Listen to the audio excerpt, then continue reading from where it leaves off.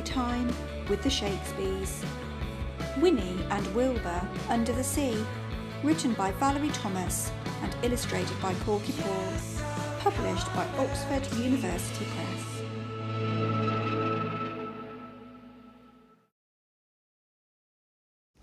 It was holiday time for Winnie the Witch and her big black cat Wilbur. "Where will we go this year, Wilbur?" asked Winnie. She searched the internet and found a little island with blue sea, golden sand and coconut trees. The bright blue sea was full of beautiful fish. "Don't the fish look lovely, Wilbur?" she said. They look delicious, thought Wilbur. "That's where we'll go," said Winnie. She packed her suitcase. Wilbur jumped onto her shoulder and they zoomed up into the sky.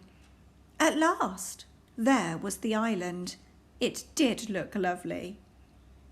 They landed on the golden sand and found a comfortable hut. Winnie put on her flippers and her goggles and dived into the water. Wilbur climbed a coconut tree. That was fun. Then he had a sleep. That was peaceful. Winnie was having a lovely time. The sea was full of fish. There were dolphins, turtles and coral. It was so beautiful.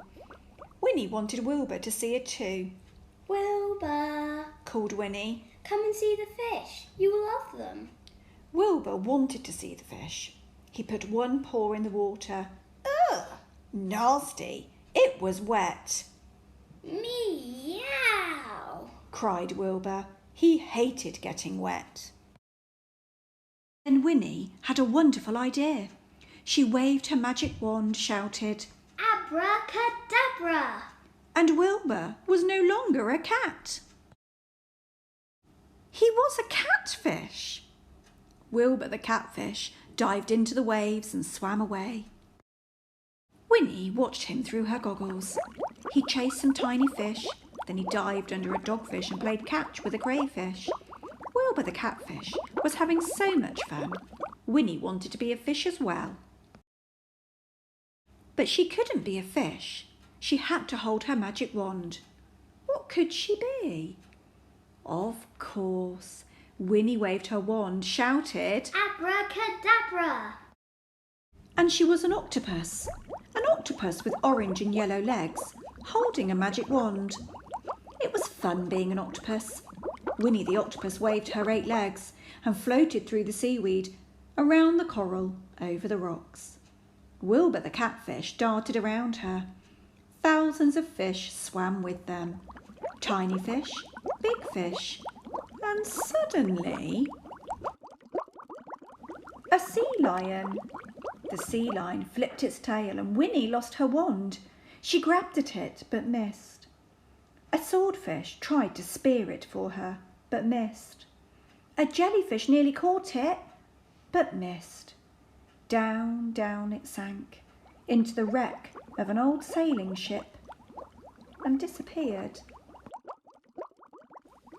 "Blithering broomsticks!" wailed Winnie, but it sounded like "Bubble, bubble, bubble, bubble, bubble, bubble."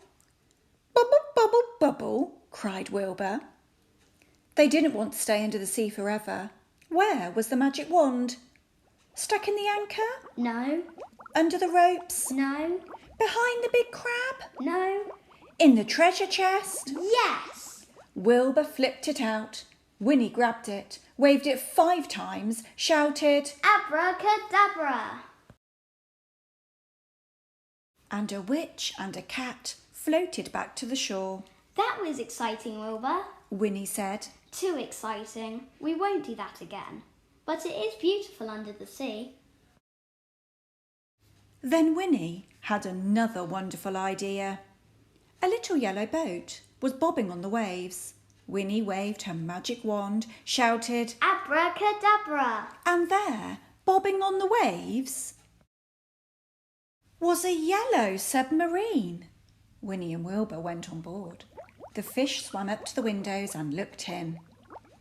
"It is lovely under the sea, isn't it, Wilbur?" said Winnie.